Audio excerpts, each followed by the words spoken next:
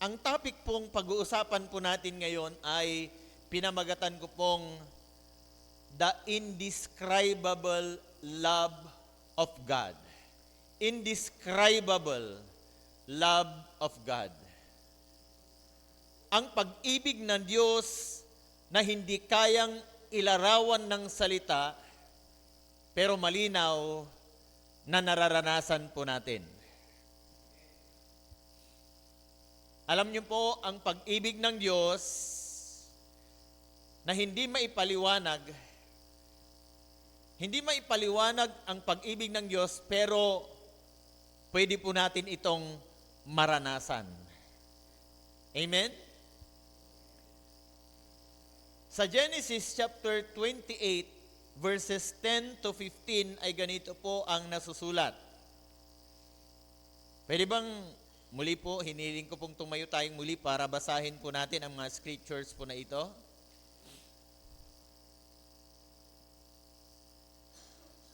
Genesis chapter 28 verses 10 hanggang 15, ganito po ang nasusulat. Umalis nga si Jacob sa Beersheba at nagpunta sa Haran. Inabot siya ng paglubog ng araw sa isang lugar at minabuti niyang doon na magpalipas ng gabi. Isang bato ang inunan niya sa kaniyang pagtulog. Nang gabing iyon, siya'y nanaginip. May nakita siyang hagdan na abot sa langit at nagmamanhik manaog doon ang mga anghel ng Diyos. Walang ano-ano'y nakita niya si Yahweh sa tabi niya. Wika sa kanya, "Ako si Yahweh, ang Diyos ni Abraham at ni Isaac. Ang lupang ito na iyong hinihigan ay ibibigay ko sa iyo at sa iyong lahi." 14, darami sila na parang alikabok sa lupa at lalaganap sila sa apat na sulok ng daigdig. Sa pamamagitan mo at ng inyong lahi ay pagpapalain ang lahat ng bansa. And verse 15, tandaan mo, susubaybayan kita at ipagtatanggol saan ka man magpunta at ibabalik kita sa lupaing ito. Hindi kita iiwan hanggang sa matupad ang lahat ng sinabi ko sa iyo. Purihin ang Panginoon sa pagkabasa ng kanyang banal at makapangyarihang salita. Amen. Pwede na po kayong maupo sa presence ng atin pong Panginoon. Alam niyo po mga kapatid, may mga iba't ibang uri ng pag-ibig. At ang ibang pag-ibig, kaya po natin itong ipaliwanag. At kaya po natin itong unawain kasi sinasabi nila. Kagaya ng mga nagsasabing, mahal kita kasi, yan, no? Pinapaliwanag niya na mahal ka niya kasi maganda ka, gwapo ka, mabait ka, maunawain ka. Sinasabi kung bakit ikaw ay kanyang mahal. Pero may mga uri ng pag-ibig na hindi po sinasabi at hindi ipinapaliwanag pero nararanasan. Amen? Hindi sinasabi, pero na-experience mo, na-feel mo, nararamdaman mo na mahal ka niya. Sino na po ang nakaranas nun? Hindi man sinasabing mahal ka niya, pero ipinapadama niyang mahal ka niya. Sino? Angga po ni Amo. Ayan. Kasi minsan may kasabihan tayo, di ba? Action speaks more louder, minsan sabi nila. But for me, action speaks louder, sabi nila. Pero minsan, ang words speaks clearer than action. Amen? Kaya maganda pong sinasabi, pagkatapos ginagawa mo pa. Pero may mga hindi nagsasabi, pero ginagawa nila. Yung action ng pagmamahal. Because ang love ay action word.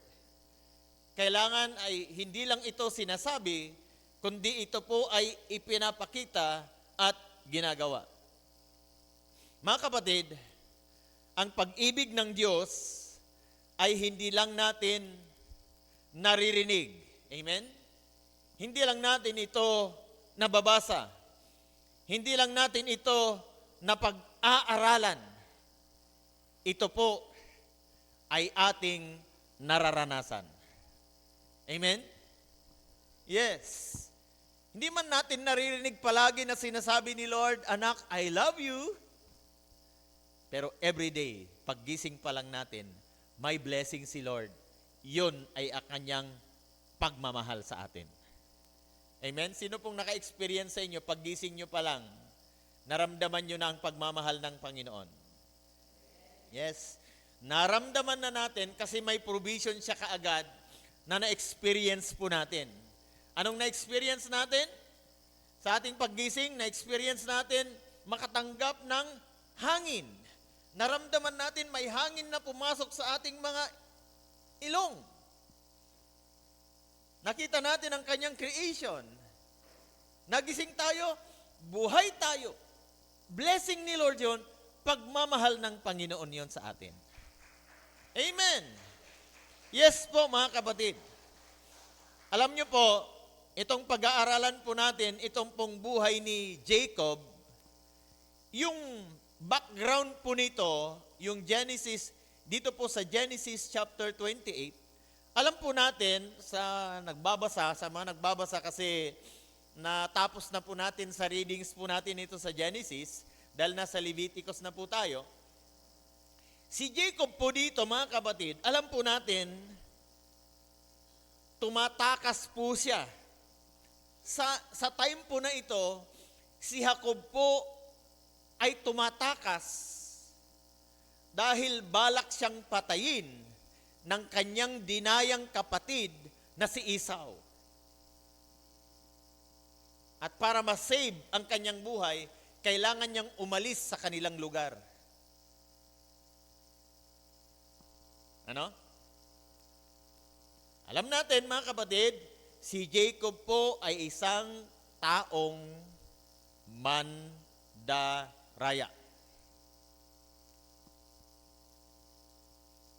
Si Jacob dito mga kapatid, mag-isa lang siyang naglalakbay sa mga panahon po na ito.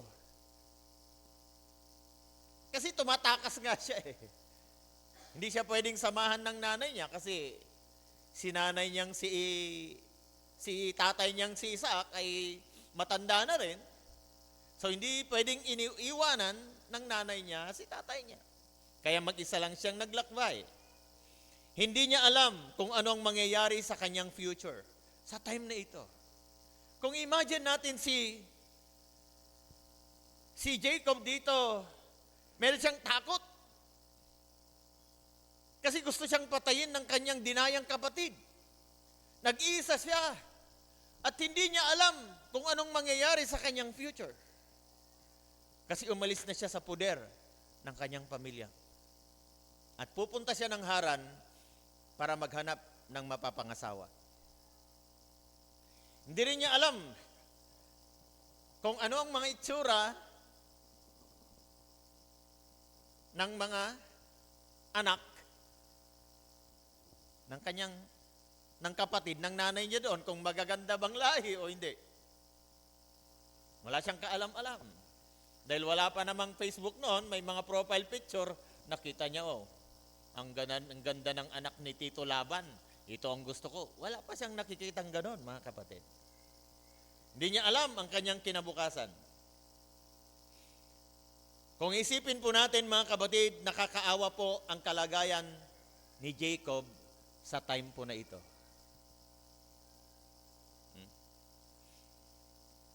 Ngunit sa gabing iyon po, mga kapatid, ay nagkaroon siya ng encounter sa atin pong Panginoong Diyos. At na-experience niya ang pag-ibig ng Diyos. At itong pag-ibig ng Diyos na ito kay Jacob, mga kapatid, hindi niya ito hiningi, Lord, ibigin mo ako. Lord, ipadama mo sa akin na mahal mo ako. Hindi niya hiningi yon. At hindi lubos akalain ni Jacob na maranasan niya o ma-experience niya ang pagmamahal ni Lord dahil hindi niya deserve na ibigin ng Diyos. Bakit? Mandaraya. Meron nga tayong kasabihan, di ba? Madalas natin itong naririnig. Liars go to hell. Nagsinungaling ba si Jacob? Nagsinungaling siya. Anong pinagsinungaling niya? Sinabi niya siya daw si Esau. Pero siya pala si Jacob. Kaya si Jacob, maaari, iniisip niya, hindi siya deserve na mahalin ng Diyos. Dahil sinunod niya ang nanay niya, na sabihin mong ikaw si Esau. So sinabi nga niya, ako po si Esau. Ang inyong anak, sabi niya kay Isaac. Pero hindi pala siya si Esau, kundi siya si Jacob. Nagdamit lang ng parang mabalahibong damit. Para lang sa ganon, pag hinaplos siya ni Isaac, ay masabing siya nga si Esau. Kasi si Esau ay mabalbon, mabalahibo. Hindi niya deserve. Sa tingin niya, hindi niya deserve na mahalin siya ng Diyos sapagkat siya ay isang mandaraya. Ito po ang indescribable love of God. Na yung taong mandaraya ay minahal ng Diyos. Hello mga kapatid. Sino na po sa inyo dito nasubukan nyo ng mandaya? Ako lang? Sino sa inyo dito nasubukan nyo ng magsinungaling? Yung hindi kayo magsabi ng totoo. Sino sa inyo yun? Yes, alos lahat tayo siguro. Nagsabi na pagka, gusto mong kumain? Hindi, busog ako. Yung pala, ang baing labat. Nahihiya lang siya, no? Kumain ka na? Oo, siyempre, kung sinabi yung oo, kahit kahapon, nakakain ka naman. So ito po yung indescribable love of God. Ang kanyang pag-ibig na ipinaparanas sa atin kahit hindi natin deserve. Amen? Hindi na tayo deserve na ibigin ng Diyos dahil tayo po, mga kapatid, ay makasalanan, subalit ang Diyos ay banal. Hindi bagay, kumbaga. Banal ang Diyos, makasalanan tayo, hindi bagay. Pero dahil sa indescribable, hindi maipaliwanag na pag-ibig ng Diyos, nangyari ang hindi dapat mangyari. Ang ibigin ng Diyos, ang isang makasalanan na katulad mo at katulad ko. Amen? Hello? Hindi tayo deserve, mga kapatid, na ibigin ng Diyos. Pero because of His indescribable love, nangyari ito. Meron pong isang ina na iniwan po ng kanyang asawa. Mag-isang nagtataguyod ng pamilya, pagod sa trabaho, pagod sa pag-iisip kung paano matutugunan ang pangailangan ng kanilang pamilya dahil siya ay single parent na. Puno ng tanong sa atin pong Panginoong Diyos nang tinatanong niya, bakit hinayaan ni Lord na mangyari sa kanya yon? Subalit isang gabi po, habang siya'y nananalangin, wala siyang narinig na sinabi ng Panginoon sa kanya. Pero sa gabing iyon, sa kanyang pananalangin, mga kapatid, nakaramdam siya ng kapayapaan. Lumakas ang kanyang loob at nagkaroon siya ng pag-asa sapagkat naitanim sa kanyang isipan na may Diyos na pwede niyang malapitan sa lahat ng panahon. Ganyan din sa atin, mga kapatid. May mga times sa buhay natin, pagod na tayo sa kaisip kung anong dapat nating gawin. Pero in our quiet time, in our prayers, nakakaramdam tayo ng kalakasan na nagmumula kay Lord. Nagkakaroon tayo ng pag-asa sa hinaharap dahil alam natin na may Diyos na katuwang natin sa buhay na ito, sa kasalukuyan, maging sa hinaharap. Ang babaeng ito, mga kapatid, hindi niya maipaliwanag kung paano, pero alam niya na may Diyos na nagmamahal sa kanya. Una po, natitignan po natin, mga kapatid, ang indescribable love ng Diyos ay nararanasan kahit hindi mo inaasahan. Next slide.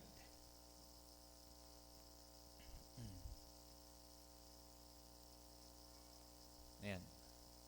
So ang indescribable love ng Diyos ay nararanasan kahit hindi mo inaasahan. Tingnan po natin si Jacob dito. Sa verse 10 to 12, umalis si Jacob o si Jacob sa Beersheba at nagpunta sa Haran. Inabot siya ng paglubog ng araw sa isang lugar at minabuti niyang doon na magpalipas ng gabi. Isang bato ang inunan niya sa kanyang pagtulog. Nang gabing iyon, siya'y nanaginip. May nakita siyang hagdan na abot sa langit at mamanhik. Manaog doon ang mga anghel ng Diyos. Walang ano-ano'y nakita niya si Yahweh sa tabi niya, wika sa kanya, "Ako si Yahweh, ang Diyos ni Abraham at ni Isaac. Ang lupang ito na iyong hinihigan ay ibibigay ko sa iyo at sa iyong lahi." Mga kapatid, sa pangyayaring ito, hindi inaasahan ni Jacob na sa kanyang paglalakbay patungo ng Haran ay makakatagpo niya ang Diyos. Naglalakbay lang siya, sinundan lang niya yung payo ng kanyang nanay na patungo ng Haran o sa Beersheba. Subalit, unexpected, nakatagpo niya ang Diyos. Ni hindi nga niya ipinag-pray na, "Lord, katagpuin mo ako sa lugar na ito, ako'y nag-iisa." Wala ngang sinabi na nag-pray itong si Jacob, mga kapatid. Ngunit ang Diyos, tingnan po ninyo, mga kapatid, nagkusa na lumapit at magpakita kay Jacob. Minsan sa buhay natin, sa journey natin, na minsan sa mga challenges na na-experience natin, hindi sa mga magagandang pangyayari, minsan sa mga pangit na pangyayari sa buhay natin, doon natin na-experience ang presence ni Lord. Amen? Kaya sa mga challenges na dumadating sa buhay natin, kahit hindi natin ine-expect na maranasan natin yung presence ni Lord doon, nandun ang kanyang presence. Kahit hindi mo inaasahan, dahil pangit yung pangyayari.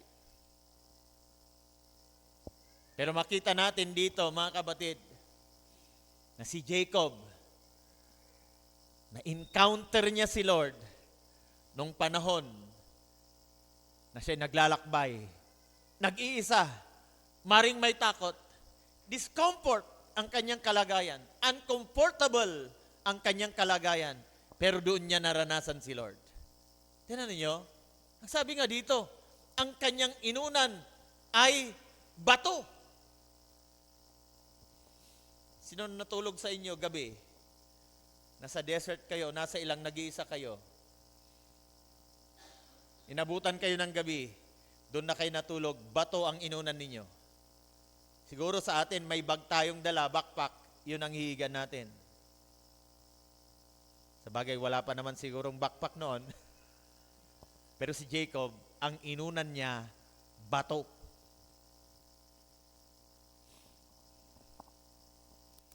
Diba? Ang unan, madalas malambot. Hello? Diba? Pag bumibili tayo ng unan, minsan ayaw natin matigas na unan. Kaya si Jacob, dahil nandun siya sa lugar na uncomfortable, kung anong available, yun na ang kanyang inunan. Alam nyo, si Lord, para pong isang ama dito na nagmamahal o isang ina na nagmamahal, na humahabol sa kanyang anak na naglayas. Hindi para pagalitan, kundi para ipadama ang pagmamahal niya sa anak na naglayas. Na para bang dito mga kapatid, na hindi man inaasahan ni Jacob na maranasan niya o ma-experience niya yung pagmamahal o yung indescribable love of God. Hindi man niya inasahan, pero kanya itong naranasan. Sa mga times, sa mga buhay natin, mga kapatid, sino na po ba sa inyo dito ang nasubukang maglayas? Maglayas. Meron na ba sa inyo? Ako lang? Ako lang nagtataas ng kaway. Dahil nagtampo kayo. No? Nagtampo. Masama ang loob mo. Ayaw mong kausapin nanay mo. Ayaw mong kausapin tatay mo. Ayaw mo lahat kausapin mga nakakasalubong mo. Dahil nagtatampo ka. Para bang ikaw na yung pinakamabuting tao at silang lahat ay masama. Para bang sarili lang nilang inuunawa nila at hindi nila inuunawa ang sarili mo. Kaya ikaw nagtatampo. Para bang ikaw na ang pinaka-perfect na tao na hindi ka nagkakamali. Pero mga kapatid, si Jacob dito,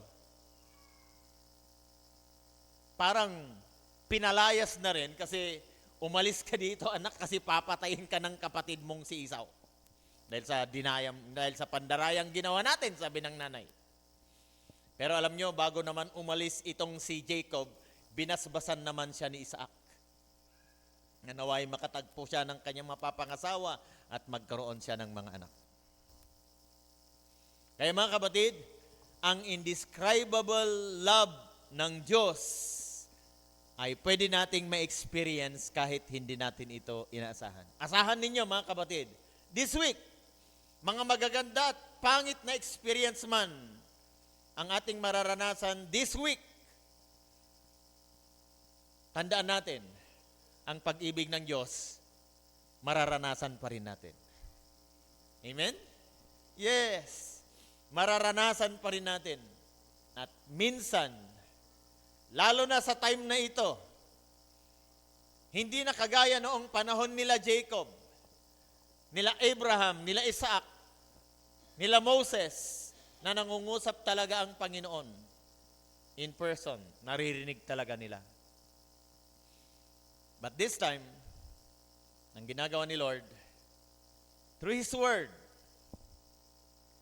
at sa mga taong ginagamit niya, diyan niya ipinaparanas ang kanyang pagmamahal sa bawat isa sa atin. Kung may nangamusta sa'yo, kung may nag-pray sa'yo, kung may nagbigay sa'yo, kung may bumisita sa'yo, yan ay mga sugo ng Diyos para ipadama na ikaw ay mahal niya. Amen? Pwede bang isigaw natin, mahal ako ng Diyos? Amen. Praise the Lord. Pangalawa, ang indescribable love ng Diyos ay hindi lang pinapaalala, ito po ay pagpapala. Amen. Ayan. Praise God. Ang indescribable love ng Diyos ay hindi lang po nire-remind o pinapaalala. Ito po ay blessing.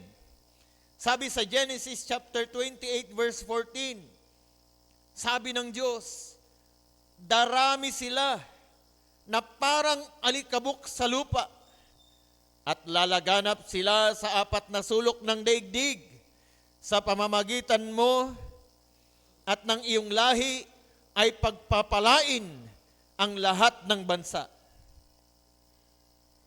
Ito po yung sinabi ng Diyos kay Abraham, ito rin yung sinabi ng Diyos kay Isaac, at muli po niyang ipinapaalala ito kay Jacob.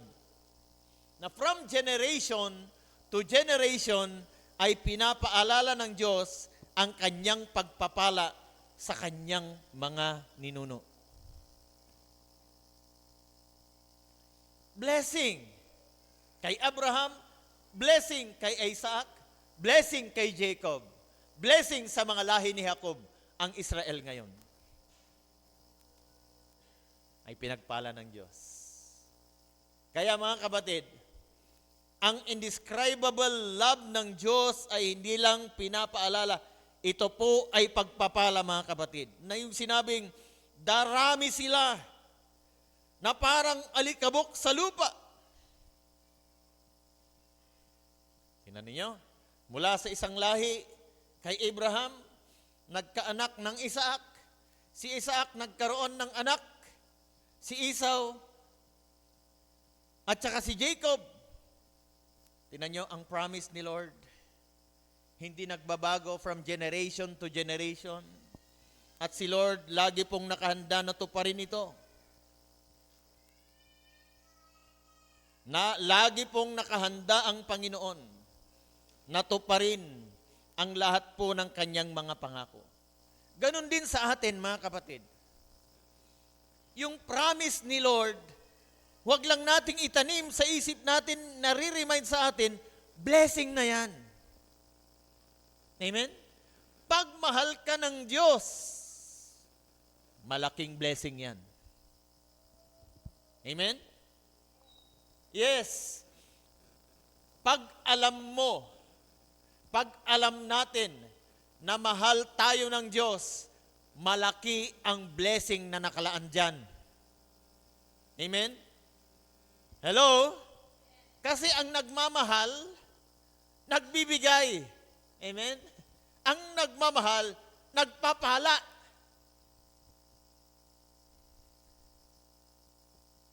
Amen? Yes. Alam nyo, ang nagmamahal, hindi mo na kailangan pa na diktahan sa Kanya kung anong Kanyang gagawin sa iyo kung mahal ka niya. Kaya dapat maakit, maangkin po natin yung love ng Panginoon sa ating mga buhay para ma-experience po natin ang bunga ng Kanyang pagmamahal sa bawat isa sa atin. Di ba, madalas kinukote natin dito,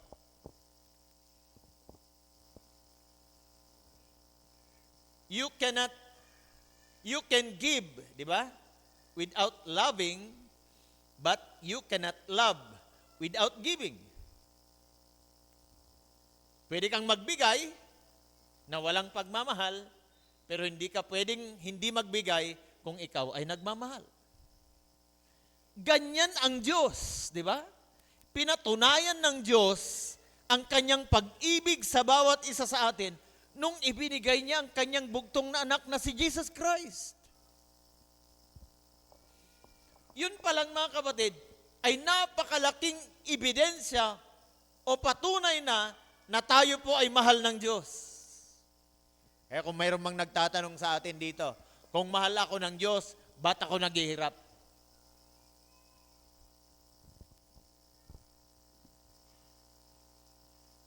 Sino nang nagtanong sa inyo ng ganon? Kung mahal ako ng Diyos, ba't ganito ang kalagayan ng buhay ko? Mga kapatid, gusto kong sabihin sa inyo, hindi kasalanan ng Diyos yan. No? Maaaring may mga pagkukulang tayong nagawa sa buhay. May mga pagkakamali. Minsan, nagsasuffer tayo ng mga consequences sa mga gawa nating mga pagkakamali or even our wrong decisions. Kaya nakakaranas tayo ng ganon. Pero ang plano ng Panginoon sa atin, Mga kapatid, napakaganda. Amen? Maganda ang plano ng Panginoon sa atin. Amen? Maganda, mga kapatid. Ang plano ni Lord sa atin. Hindi pangit. Maganda. Siya ang may pinakamagandang plano sa buhay ng bawat isa sa atin. Gaano man kaganda ang plano mo sa buhay mo, mas maganda ang plano ni Lord para sa iyo. Amen? Mas maganda ang plano niya sa buhay mo kaysa sa plano mo sa buhay mo, mga kapatid.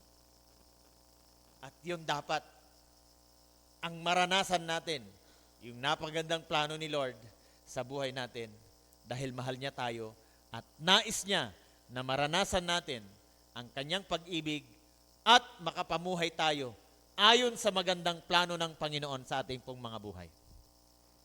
Amen? Yes. Pangatlo po, ang indescribable love ng Diyos ay hindi nang iiwan sa pangakong kanyang binitiwan. Amen? Hindi nang iiwan ng Diyos, mga kapatid, dahil tapat po ang ating Panginoon. Hindi siya bumibitaw sa kanyang pangako. Ang sabi ng verse 15, tandaan mo, susubaybayan kita at ipagtatanggol saan ka man magpunta at ibabalik kita sa lupaing ito. At sabi niya, hindi kita iiwan hanggang sa matupad ang lahat ng sinabi ko sa iyo. Sabi niya kay Jacob. Hindi nang iiwan ng Diyos, mga kapatid. At hindi niya sasabihin na pag binalik mo sa Kanya yung Kanyang pangako, hindi sasabihin ng Diyos, wala akong sinabing ganyan sa iyo. Hindi niya sasabihin. Bagkos sasabihin ng Panginoon, sige anak, gagawin ko. Ano mang binitawan kong pangako sa iyo. Ganyan ang Panginoon, mga kapatid. Kaya alam niyo po, sa walk through the Bible na pagbabasa natin ng Bible, sa loob ng 1 taon at 2 buwan, lahat ng mga promises ni Lord, panghawakan ninyo yon.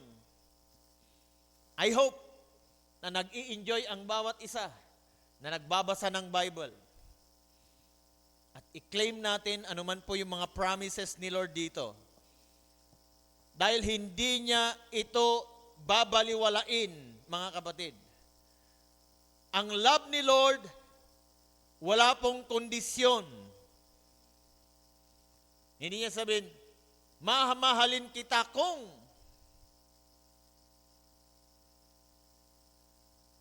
At ito pa, ang tanda natin. Ang pagmamahal ng Diyos, mga kapatid, nakikinig po kayo? Wala pong deadline. Walang expiration. Ang pagmamahal ng Diyos sa atin. Hanggang nandyan ka, mahal ka ng Diyos. Amen? Mahal tayo ng Diyos, mga kapatid. At hindi yan nag-expire. Hindi niya sasabihin sa iyo, anak, hanggang 50 years old lang ang pagmamahal ko sa iyo, Yung 51st birthday mo, hindi na kita mahal. Hindi sasabihin ng Panginoon yun. Dahil kung ganon, ang pagmamahal ng Diyos may kontrata. Mga kapatid, ang pagmamahal ng Diyos, walang contract. Amen? Open book yan. Mahal niya tayong lahat. At walang pinipili ang Diyos. Mahal kita kung mamimintain mo ang timbang mo, hindi ganon, mga kapatid. Mahal kita kung mamimintain mo ang body shape mo, hindi ganon si Lord, mga kapatid. Mahal kita hanggat hindi kumukulubot ang mga balat mo. Hindi ganon si Lord, mga kapatid. Maging sino ka man, mahal ka ni Lord. Amen? Magkabilbil ka man ng 8. BMW. Bil mo, walo, sabi nila. Magka-hams-hams man. Mawala man yung mga pandesal na mga abs mo, mahal ka pa rin ng Diyos. Amen? Tataba ka man, papayat ka man, bata ka man, binata, tatanda ka man, mahal ka pa rin ng Diyos, mga kapatid. Hindi kagaya ng mga ibang tao, mahal na mahal niya nung sexy pa yung asawa. Nung tumaba na, ewan. Nag-expire ang pagmamahal. Pero si Lord, mga kapatid, ulitin ko, walang expiration ang pagmamahal niya sa atin. Amen? Yes. Mahal ka ni Lord noon at hanggang ngayon, bukas magpakailanman, mahal ka pa rin ng Diyos. Amen? Pwede bang palakpakan natin ang Panginoon? Hallelujah! Mga kapatid, ang pag-ibig ng Diyos ay hindi nagbabago. Amen? Ang pag-ibig niya sa iyo ay hindi nagbabago at kailanman ay hindi po magbabago. Ang magbabago ay ang pagmamahal ng tao. Pero ang pagmamahal ng Diyos, hindi kailanman magbabago, mga kapatid. Maraming mga tao ang hindi marunong tumupad sa kanilang mga pangako. May kilala ba kayong ganon? Ulitin ko, baka hindi nyo naintindihan. Maraming mga taong hindi marunong tumupad sa kanilang mga pangako. May kilala ba kayong ganon? Marami? May mga nagsasabi, tutulungan kita sa pagpapaaral ng mga anak mo. Gagraduate na yung anak mo, walang tulong. Padadalhan kita ng tulong. Hanggang ngayon, wala pa rin padalang tulong. Bibisitahin kita, hanggang ngayon, di pa mo ibisita.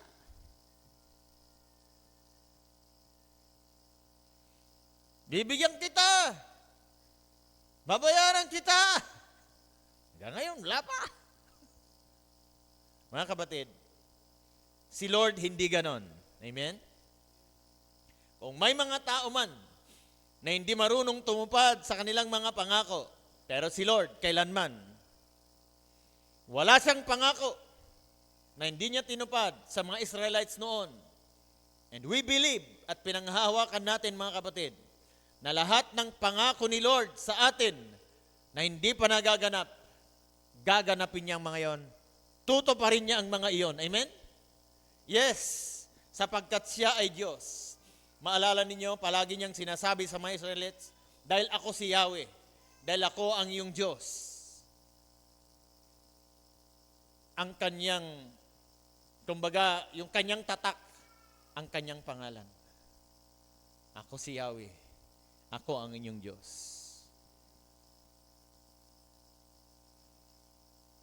Mga kapatid, anumang mga dumating na bagyo sa buhay ng isang tao, kung may mga pangit man na nangyayari sa buhay ng tao ngayon, hindi ibig sabihin na hindi na siya mahal ng Diyos. Amen? Hello? Kung meron man nakaka-experience sa atin ngayon, parang puro pangit yung mga nangyayari sa buhay natin ngayon, hindi ibig sabihin na hindi ka na mahal ng Diyos. Kung may mga prayers tayo, nang tagal-tagal na natin pinag-pray-pray, at hanggang ngayon ay hindi pa binibigay ng Diyos, hindi ibig sabihin na hindi ka mahal ng Diyos. O yung mga ibang mga prayers natin, ang dami-dami nating mga prayers, ni isa, wala pang nasasagot, hindi ibig sabihin, hindi ka mahal ng Diyos. Kung ikaw ay nire-reject ng maraming mga tao, tinatanggihan ka, kapag lumalapit ka sa kanila, binabaliwala ka nila, hindi ibig sabihin na hindi ka mahal ng Diyos. Kung yung hinihiling mong kagalingan sa Panginoon ay hindi pa niya binibigay sa iyo, hindi ibig sabihin na hindi ka na mahal ng Diyos. Amen? Yun ang tandaan natin, mga kapatid. Ano man yung mga nangyayari sa buhay natin, wag po nating isipin, lalo na yung mga pangit na nangyayari sa buhay natin, wag nating iisipin, hindi ako mahal ng Diyos, kaya hindi maganda ang nangyayari sa buhay ko ngayon. Dahil ito ang sa akin, mga kapatid. Iiwan man tayo ng lahat, pero kailanman ang Diyos hindi niya tayo iiwan. Amen? Tandaan ninyo itong pangako na ito ng Diyos kay Jacob. Hindi kita iiwan hanggang sa matupad ko ang lahat ng sinabi ko sa iyo. Habang nabubuhay tayo, mga kapatid, may sinasabi ang Diyos. Ibig sabihin, habang nabubuhay tayo, hindi tayo iiwan ng Diyos. Iwan ka man ng lahat. Itaboy ka man ng mga tao. Kailanman, mga kapatid, habang kaya mong lumapit kay Lord, lalapit siya sa iyo. Amen? Yayakapin ka ng Panginoon. Amen? At patuloy niyang ipapadama ang kanyang mainit na pag-ibig sa iyo.